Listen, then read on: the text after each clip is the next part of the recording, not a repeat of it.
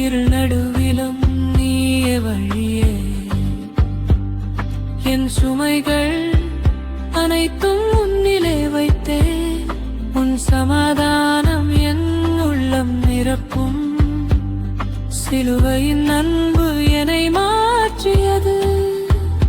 என்றும் உம்மை துதிப்பேன் இயேசுவே.